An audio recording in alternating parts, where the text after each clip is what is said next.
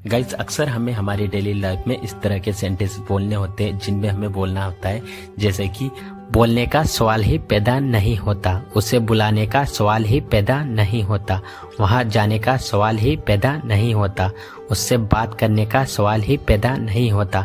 तो गाइस इस तरह के सेंटेंस को इंग्लिश में बोलने के लिए जिस स्ट्रक्चर का यूज़ किया जाता है वो है नो क्वेश्चन राइजेस टू, जिसका हिंदी मीनिंग होता है सवाल ही पैदा नहीं होता या फिर सवाल ही नहीं उठता। तो इस तरह के सेंटेंस में सवाल ही पैदा नहीं होता या फिर सवाल ही नहीं उठता, तो इसको इंग्लिश में कैसे बोलेंगे आइए देखते हैं। तो इसके लिए बोला जाता है सबसे पहले no question rises to, verb की फर्स्ट फॉर्म प्लस ऑब्जेक्ट, मतलब जब हम ठान ही लेते हैं कि उस काम को करना ही नहीं तो उस काम को करने का सवाल ही पैदा नहीं होता। तो चलिए यहाँ पे कुछ एग्जांपल्स लेते हैं ताकि इसे और बेटर तरीके से सीख सके।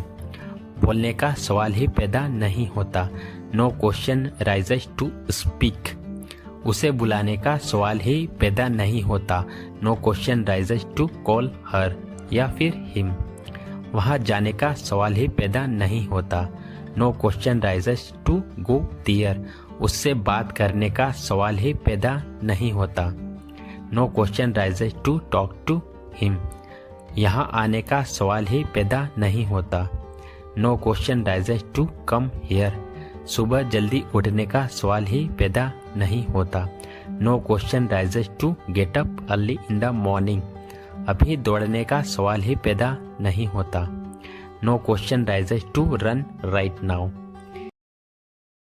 मेरे पास एक से बढ़कर एक किताबें हैं, उसने एक से बढ़कर एक किताबें लिखी है, मेरी स्कूल में एक से बढ़कर एक स्टूडेंट है। तो गाइस इस तरह के सेंटेंसेस अक्सर हमें हमारी डेली लाइफ में बोलने होते हैं। तो आज की इस वीडियो में मैं आप लोगों को सिखाने वाला हूँ कि इन्हें इंग्लिश में कैसे बोला जाता है। गाइस जैसे कि आप यहाँ पर एक चीज देख रहे हो जो कि बहुत कॉमन है, जो हर सेंटेंस में यूज किया जा रहा है, एक से बढ़कर एक। तो इसके लिए इंग्लिश में कौन से फ्रेज का यूज किया जाता है आइए देखते हैं। तो इसके लिए इंग्लिश में जिस फ्रेज का यूज किया जाता है वो है वन बेटर देन अदर या फिर at the top of others. कैसे यहाँ पे हम अदर में एस का यूज करेंगे सेकेंड वाला फ्रेज में, और जो फर्स्ट वाला है वहाँ पे अदर में हम कोई एस का यूज नहीं करेंगे।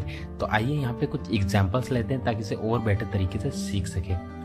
मेरे पास एक से बढ़कर एक किताबें हैं, I have books one better than other, I have books one better than other, उसने एक से बढ़कर एक किताबें लिखी है, he has written the books one better than other, he has written the books one better than other, मेरी school में एक से बढ़कर एक स्टूडेंट है, there is one better than other students in my school, there is one better than other students in my school, Bharat में एक से बढ़कर एक खिलाड़ी है, there is one better than other players in India, there is one better than other players in India, मेरे एक से बढ़कर एक दोस्त है, I have friends one better than other, I have friends one better than other. बारिश तो रुकने का नाम ही नहीं ले रही, लाइट तो आने का नाम ही नहीं ले रही, तुम तो चुप होने का नाम ही नहीं ले रहे, वह तो पैसे लौटाने का नाम ही नहीं ले रहा। तो गाइस इस तरह के सेंटेंसेस अक्सर हम हमारी डेली लाइफ में न जाने कितने ही बार इनका यूज करते हैं। तो डोंट वरी, आज की इस वीडियो में मैं आप लोगों को सिखाने वाला हूँ कि इन्हें इंग्लिश में कैसे बोला जाता है। गाइस सबसे पहले तो आप लोगों को बता दूं, जब भी हम इस तरह के सेंटेंसेस को बोलते हैं तो हम सच में यहाँ नाम लेने की बात नहीं करते। ये तो हिंदी में एक स्लैंग होता है, एक्चुअली हमारे कहने का मतलब होता है पर्टिकुलर चीज या फिर इंसान कोई पर्टिकुलर काम करने के लिए तैयार नहीं है। तो इस तरह के सेंटेंस को इंग्लिश में बोलने के लिए हम नॉट रेडी टू का यूज करते हैं। तो आइए इसको यूज करने का कंप्लीट रूल जान लेते हैं। तो सबसे पहले बोला जाता है सब्जेक्ट, उसके बाद में हेल्पिंग वर्ब, हेल्पिंग वर्ब के बाद में नॉट रेडी टू, उसके बाद में वर्ब की फर्स्ट फॉर्म, फिर उसके बाद में अदर वर्ड अगर है तो चलिए गाइस यहाँ पे कुछ एग्जांपल्स लेते हैं ताकि इसे और बेटर तरीके से सीख सके। बारिश तो रुकने का नाम ही नहीं ले रही, the rain is not ready to stop, the rain is not ready to stop, light तो आने का नाम ही नहीं ले रही, the power is not ready to restore, the power is not ready to restore, तुम तो चुप होने का नाम ही नहीं ले रहे, you are not ready to keep quiet, you are not ready to keep quiet, वह तो पैसे लौटाने का नाम ही नहीं ले रहा, he is not ready to return money, he is not ready to return money. बच्चे तो सोने का नाम ही नहीं ले रहे। Children are not ready to sleep. Children are not ready to sleep. उस दिन तुम तो पढ़ने का नाम ही नहीं ले रहे थे। You are not ready to study that day. You are not ready to study that day. वह तो खाने का नाम ही नहीं ले रहा। He is not ready to eat food. He is not ready to eat food. मैं तुमसे जी भर के बातें करना चाहता हूँ। मैं उसे जी भर के देखना चाहता था। हमने जी भर के डांस किया। मैं अपनी लाइफ को जी भर के जीना चाहता हूँ। गाइस, इस प्रकार के सेंटेंसेस अक्सर हमें डेली लाइफ में बोलने होते हैं। तो आज की इस वीडियो में मैं आप लोगों को सिखाने वाला हूँ कि इन्हें इंग्लिश में कैसे बोला जाता है। तो गाइस, इन्हें इंग्लिश में बोलने के लिए जिस रूल का यूज़ किया जाता है वो है टू माई हार्ट्स कंटेंट। तो इसका मतलब होता है जी भर के। तो चलिए इसका कंप्लीट रूल जान लेते हैं। सबसे पहले लिखेंगे कंप्लीट सेंटेंस, जो कि किसी भी टेंस में हो सकता है। ये आपके ऊपर डिपेंड करता है कि आपको कहना क्या है। फिर उसके बाद लिखेंगे to my heart's content. Guys, हर सेंटेंस में माई नहीं आएगा। माई की जगह कोई और पॉजिटिव एडजेक्टिव आएगा, जैसे कि your, his, her, our, their etcetera. तो चलिए गाइस, यहाँ पे कुछ एग्जांपल्स ले लेते हैं ताकि इसे और बेहतर तरीके से सीख सके। मैं तुमसे जी भर के बातें करना चाहता हूँ। I want to talk to you to my heart's content. I want to talk to you to my heart's content. मैं उसे जी भर के देखना चाहता था। I wanted to see her my heart's content. I wanted to see her my heart's content. हमने जी भर के डांस किया। We danced to our heart's content. We dance to our heart's content. मैं अपनी लाइफ को जी भर के जीना चाहता हूँ। I want to live my life to my heart's content. I want to live my life to my heart's content. उस दिन मैंने जी भर के बातें की।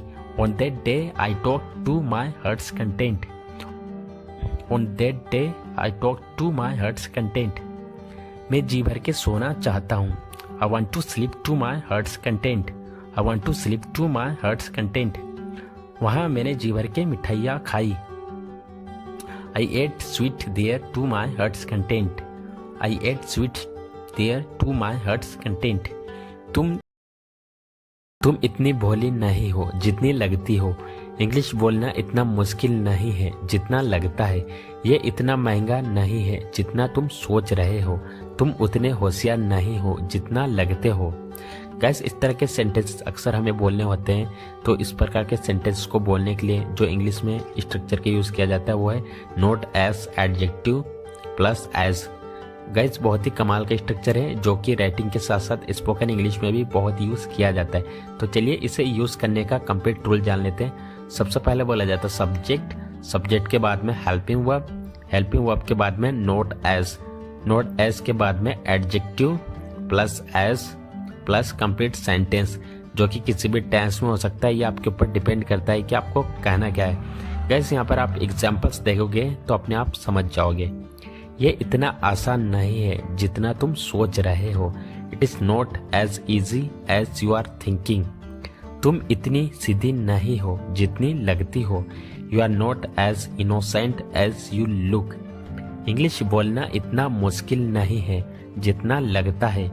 Speaking English is not as difficult as it seems. कैसे यहाँ पे जो स्पीकिंग इंग्लिश है ये फ्रेज पूरा का पूरा कंप्लीट सब्जेक्ट है। वह इतना बुरा नहीं था जितना हम सोच रहे थे। He was not as bad as we were thinking. ये इतना महंगा नहीं है जितना लगता है। It is not as costly as it seems. तुम उतने होशियार नहीं हो जितना लगते हो। You are not smart as you look. Guys, आज के लिए बस इतना ही। अगर आपको वीडियो अच्छा लगा है तो वीडियो को लाइक करें, साथ ही साथ में चैनल को सब्सक्राइब करना ना भूलें। मिलते हैं नेक्स्ट वीडियो में। Till then take care.